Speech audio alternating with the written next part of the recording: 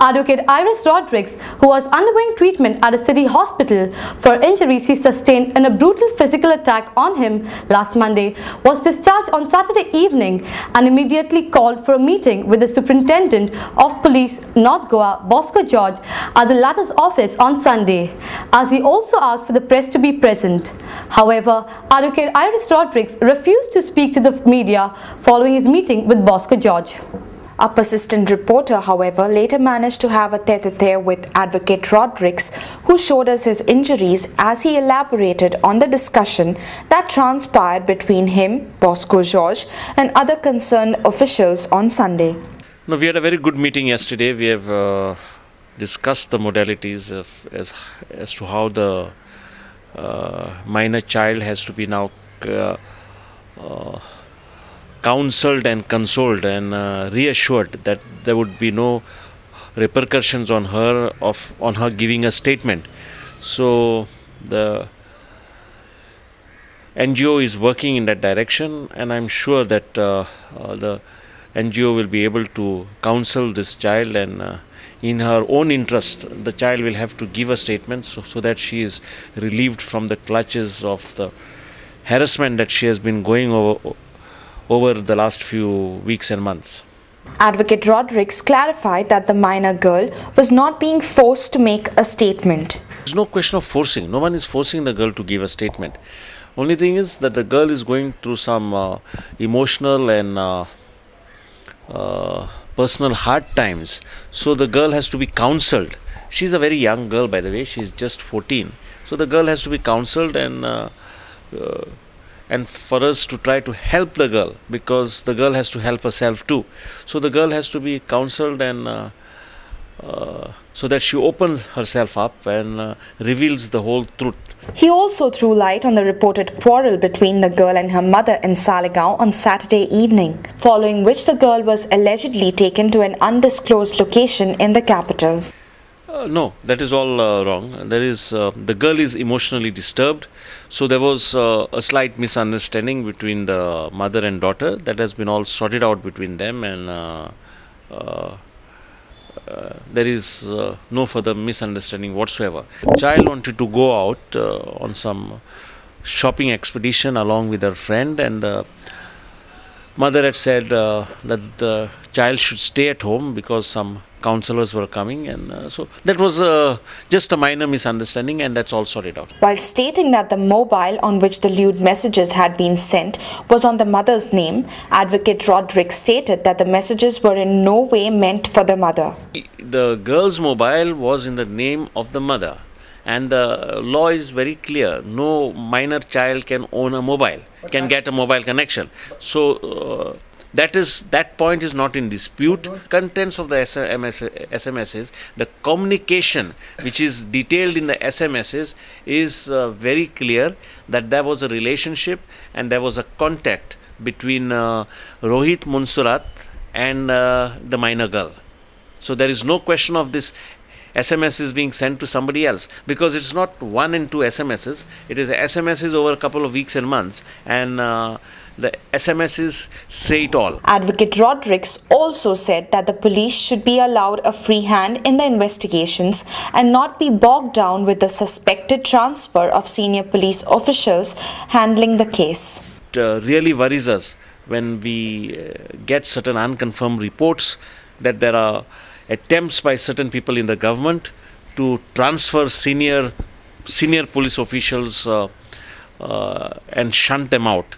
So this is all being done to make sure that the investigations which are at the moment on track to be put off track, and to try to salvage and shield the Munsurats. I would request the Chief Minister to please not be a party to any move to transfer and shunt out the senior police officers. This will send a very wrong message. When questioned as to how the minor girl was allowed to enter a discotheque, Advocate Rodrigues said that he had now demanded that a check be maintained at all nightclubs in the state so that minors were not allowed to enter them. It is a matter of great concern.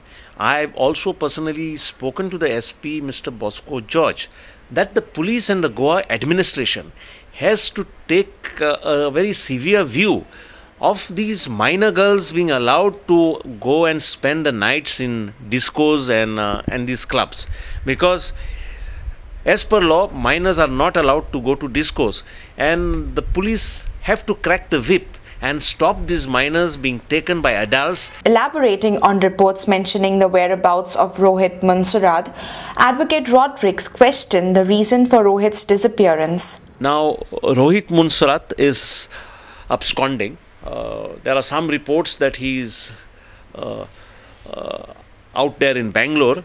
There are other reports that Mr.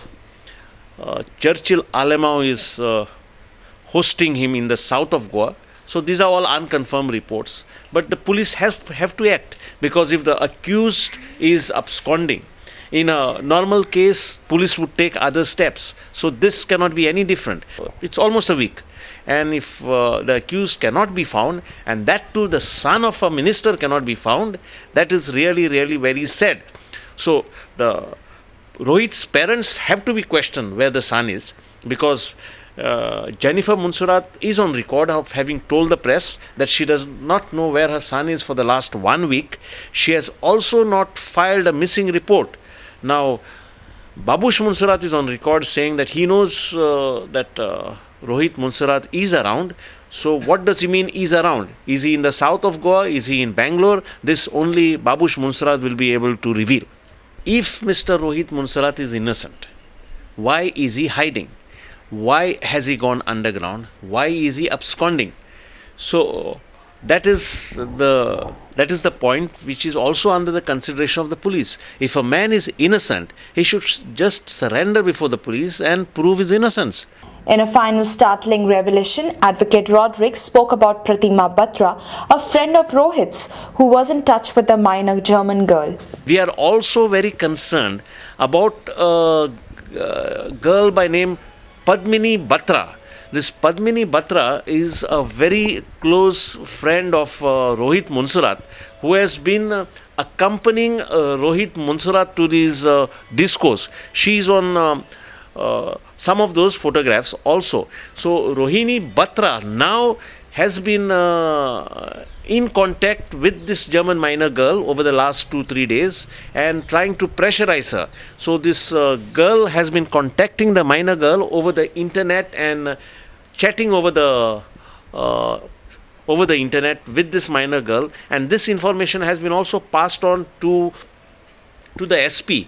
We have given the SP the email address of this Padmini Batra, and I hope the police will act. Officials of the state-owned Kadamba Transport Corporation in charge of the bus stand at Vasco appear least concerned about the troubles on their hand.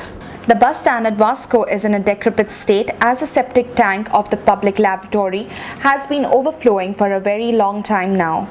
Besides, the roads on the bus stand are marred with potholes. The only drinking water facility is non-functional and the entire bus stand is shrouded in darkness once dusk falls. And the authorities have not acted on the problem till date.